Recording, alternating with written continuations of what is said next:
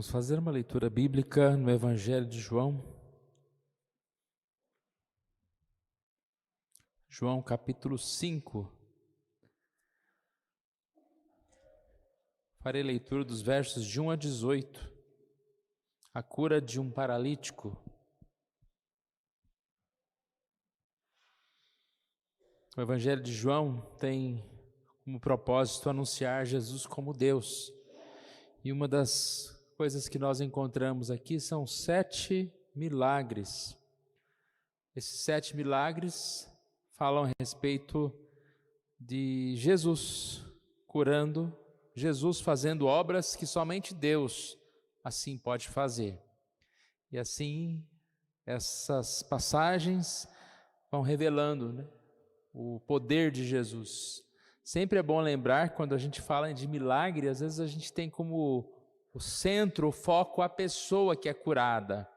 Mas, na verdade, a pessoa curada é importante. Mas a questão principal é a demonstração do amor de Deus, do poder de Deus e a glória que nós devemos dar a Deus pelo seu poder, pela sua força. Então, vou fazer essa leitura, os irmãos acompanhem.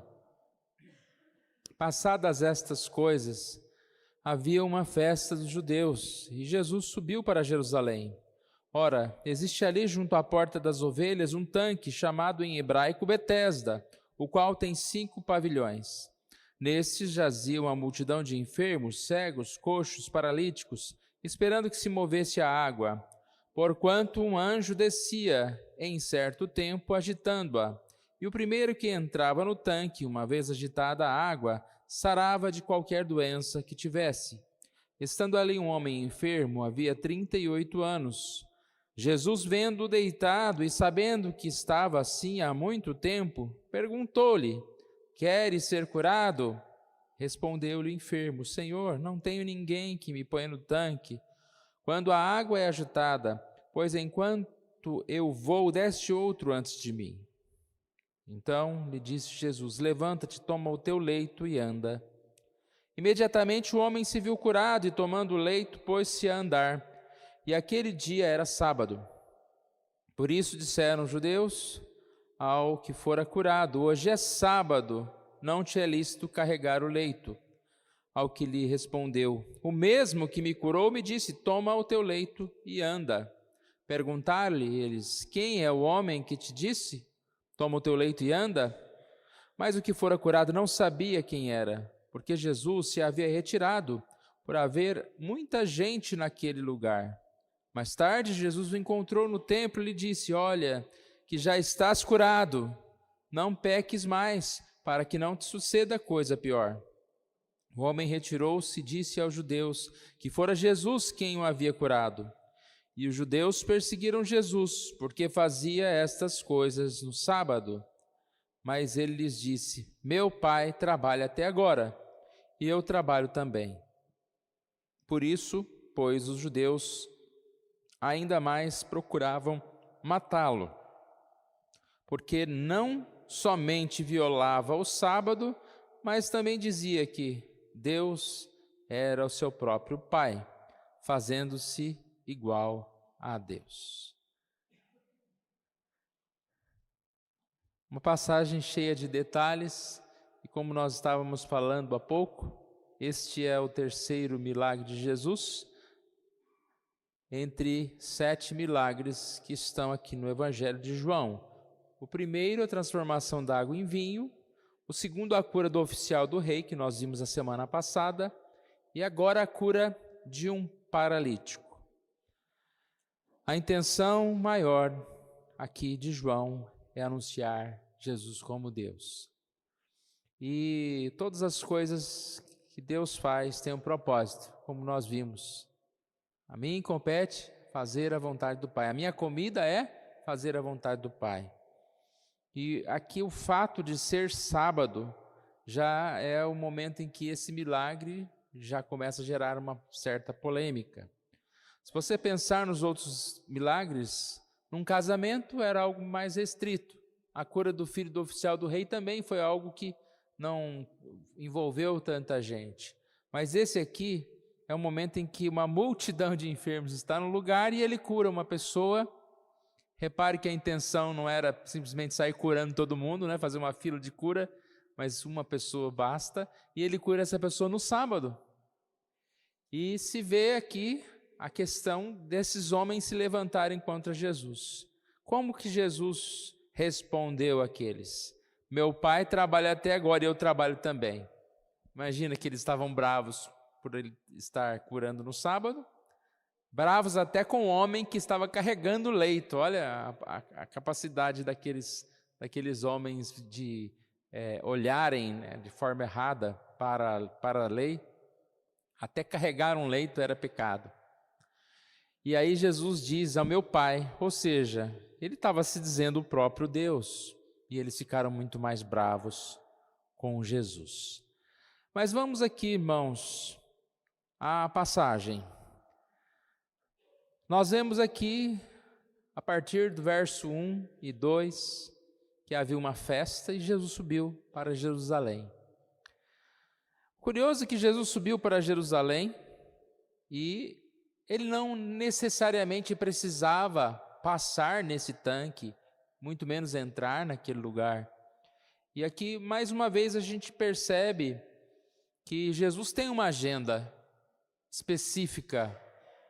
Da mesma forma que nós falamos algumas vezes lá em João 4, no verso 4, quando diz que era necessário atravessar a província de Samaria, nós dissemos que não era necessário porque ele tinha um encontro com a mulher samaritana.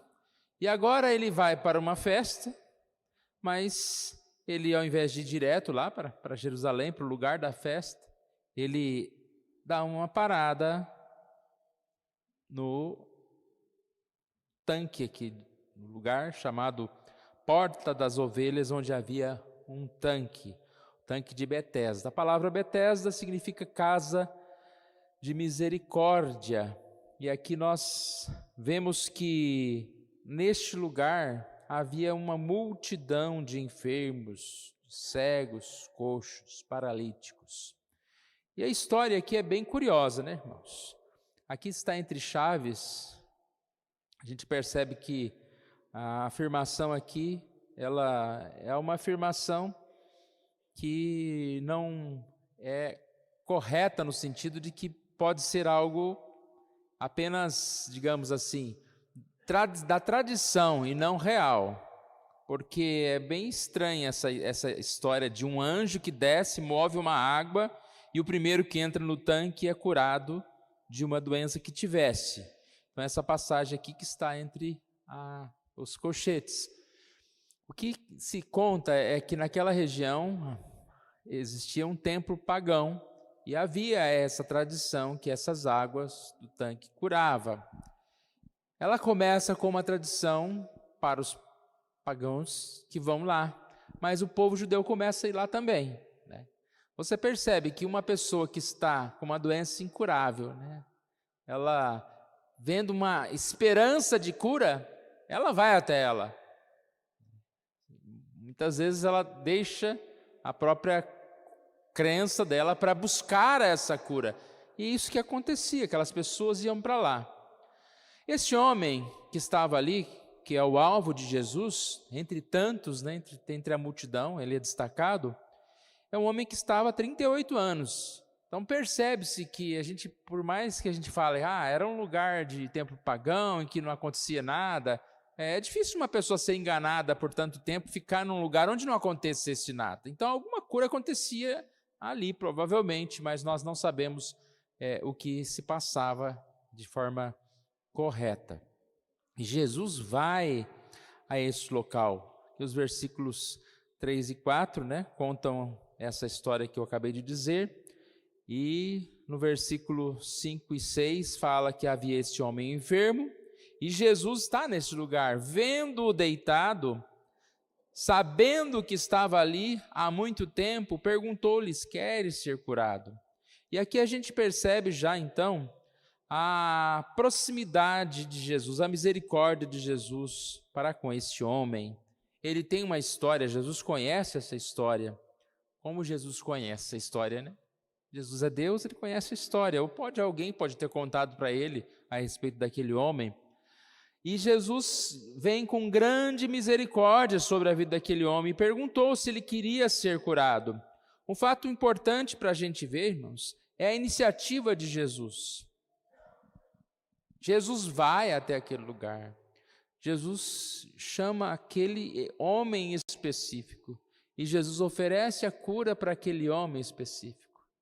A gente já começa aqui a pensar na aplicação desse texto para as nossas vidas.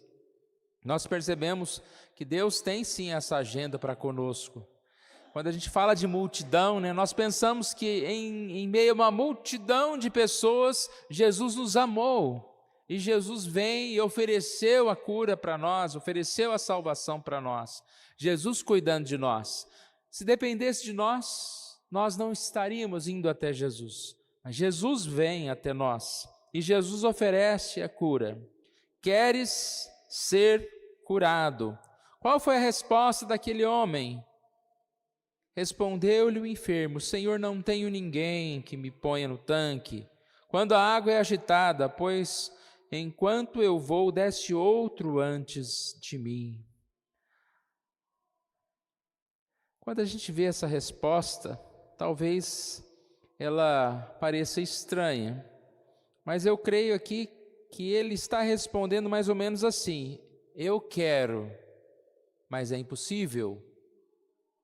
Por que era impossível? Porque para ele cura estava na água, e ser o primeiro a entrar na água, isso para ele era impossível. E é interessante como alguém sem esperança fica esperando, né? Sem esperança, está esperando ali. De alguma forma ele tinha uma fé, ele tinha uma consciência de que aquilo mesmo impossível, já não tinha outra coisa a fazer, e ele estava ali esperando. Percebemos que esse homem é muitas vezes como a gente. Nós queremos ser curados, mas nós achamos que é impossível, porque a gente, ao invés de olhar para Jesus, a gente olha para os amigos. Ao invés de buscar a cura em Jesus, a gente busca a cura numa água agitada por um anjo, lá de vez em quando. A gente busca respostas para os nossos problemas em tantas coisas que não são Jesus. E Jesus fala, quer ser curado. E Jesus está próximo de nós. E nós não percebemos.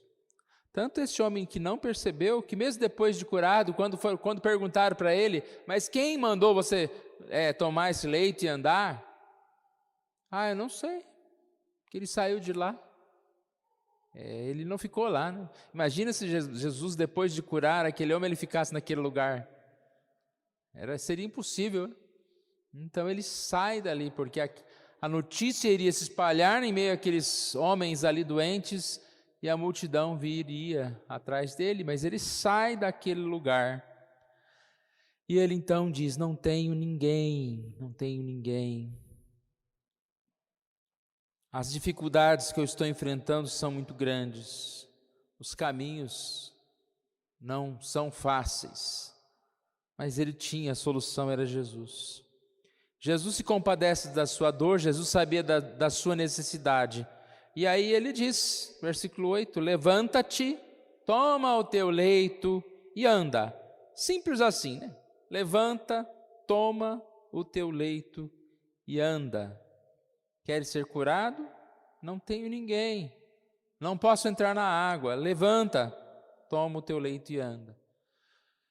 Jesus não usou aquela água, né? Uma forma de mostrar também que curava, não seria a água de um Deus lá, de um templo qualquer, que um dia explicou que seria assim, mas a cura estava em Jesus, não estava na água, não estava no anjo que ia descer, não desceu anjo, não moveu água, mas aquele homem foi curado, foi restaurado.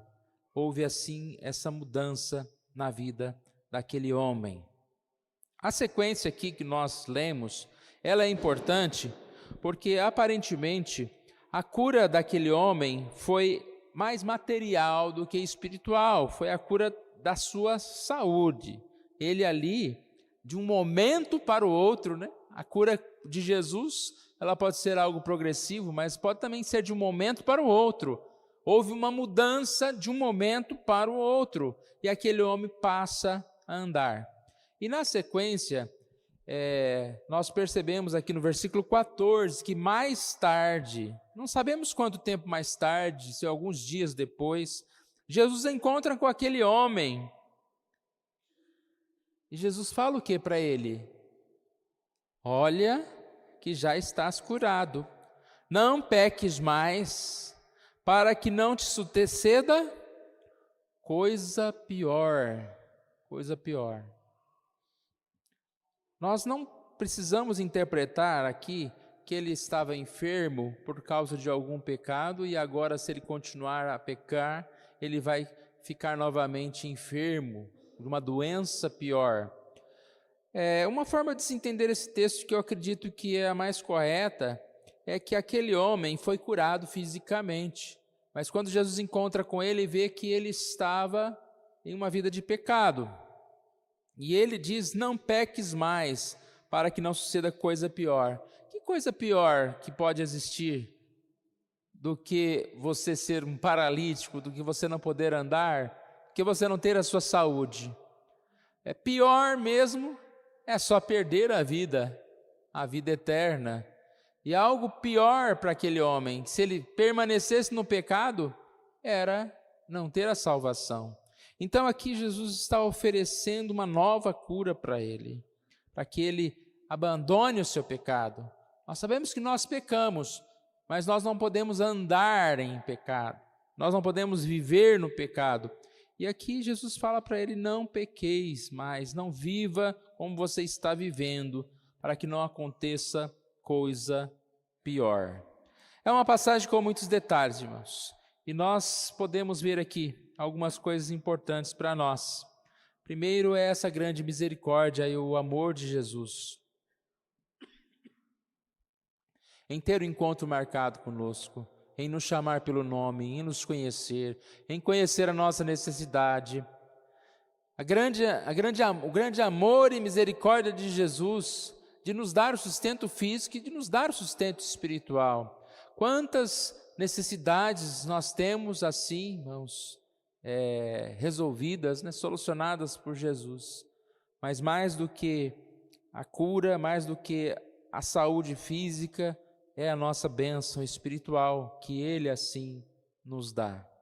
Já falamos há pouco que é muito importante nós notarmos essa particularidade do amor, da misericórdia de Deus, em nos chamar pelo nome especificamente, e em meio a multidões perdidas. Essa cena aqui é muito interessante, né? A gente fica pensando, por que Jesus nos salvou lá pelo menos umas 100 pessoas, né? Nos salvou no sentido de curar várias pessoas, mas Jesus, Ele é aquele que atinge e tem misericórdia de quem Ele quer, de quem Ele assim busca e salva. E que maravilha nós sermos essa pessoa, individualmente ser chamados por Jesus, ser reconhecidos por Jesus. A outra coisa assim muito importante mesmo é lembrar que não depende de nós. Às vezes a gente está procurando a cura, procurando a resposta, procurando o caminho, até mesmo espiritual, e nós vamos errar muitas vezes. Nós vamos buscar no lugar errado, da forma errada, e nós vamos chegar à conclusão de que é impossível. Ele procurou, sabe quando você procura, e você fala, esse aqui está mais perto, não vai resolver, mas é o que está mais perto de resolver. E assim é a nossa vida sem Jesus. Nós vamos procurar, mas não vamos achar. Mas graças a Deus, Jesus nos acha, Jesus, Ele nos encontra. E tem uma frase aqui que eu achei muito interessante que diz, Jesus, né, está mais disposto a salvar o homem do que este de ser salvo. É mais desejoso de conceder bênção ao homem do que este a recebê-la. O homem que anda perdido nos seus pecados, às vezes ele não está nem aí preocupado, ele está encontrando um jeito de viver, Ele está encontrando um jeito de se iludir. Mas Jesus, quando ele ama esse homem que está mesmo perdido, ele vai lá e chama. Ele oferece a cura. Aquele homem mesmo sem entender, ele entendeu muito bem quando Jesus disse: levanta, toma o teu leito e anda. Como que você vai dizer para alguém que está prostrado levantar? E aí a gente percebe que aquele que manda levantar, aquele que manda andar, é o mesmo que tem poder para isso. É aquele que tem poder para salvar. Então tudo vem de Jesus. Ele nos encontra, Ele conhece as nossas dores, as nossas dificuldades, e Ele mesmo diz: levanta. E não há como resistir, como um Lázaro que está morto, né? Lázaro vem para fora, como várias outras passagens bíblicas que falam a respeito dessa ordem de Jesus. A ordem de Jesus, ela é sempre atendida. E assim, irmãos, não há causa perdida para o chamado de Jesus, para o reconhecimento de Jesus, para aquele que Jesus vem e tem um tempo na agenda dele para nós. Nós, muitas vezes, buscamos soluções nos lugares errados, da forma errada. Nós, muitas vezes, mesmo depois de ter sido abastecidos, né, a gente poderia pensar que esse homem que levantou, esse homem que encontrou e ganhou grande bênção física, material, ele deveria viver com Jesus, deveria viver em obediência, mas pouco tempo depois Jesus encontra com ele e diz: não pequeis, você já está curado, mas não peque mais.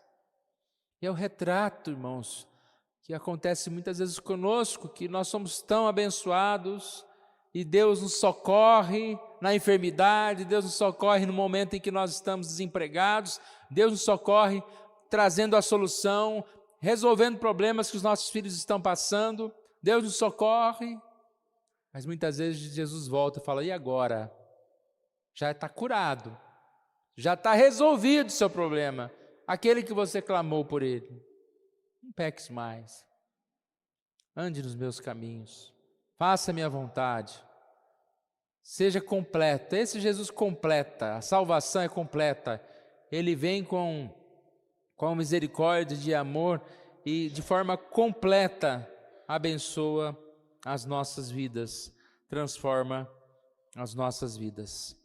Nós devemos viver, irmãos, com alegria pela salvação, não pela magia de uma água agitada, mas por Jesus, não pelas soluções que esse mundo vai oferecer, e até mesmo se os amigos não nos ajudarem, não há ninguém que pode estar por mim, mas nós devemos viver em paz, viver em confiança, porque Jesus, ele ajuda, Jesus transforma. Aquele que curou o paralítico de Betesda ainda é o mesmo hoje, é o Jesus maravilhoso. E como nós falamos há pouco, a gente nunca deve esquecer que quanto mais Jesus vem, age na nossa vida, mais glórias a Ele nós devemos dar. Quanto mais nós vemos as obras de Jesus, mais nós devemos lembrar que Ele é Deus, que Ele é aquele que vem e é aquele que deve ser glorificado em todo tempo, aquele que deve ser glorificado, que deve ser amado por nós, e nós devemos seguir os seus caminhos. Nós vamos curvar as nossas cabeças, vamos orar.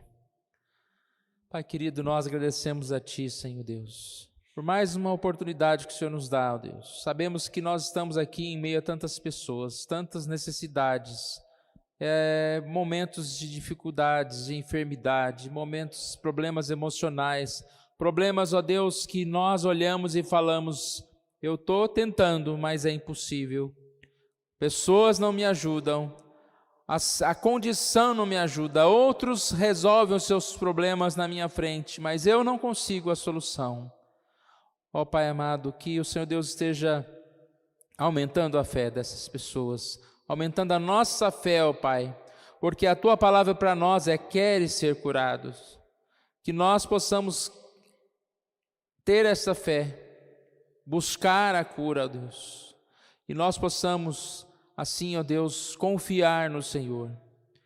Ó Pai amado, venha com este poder sobre nós, nos transformando, além daquilo que nós pedimos ou pensamos, segundo o teu poder que opera em nós, ó Deus.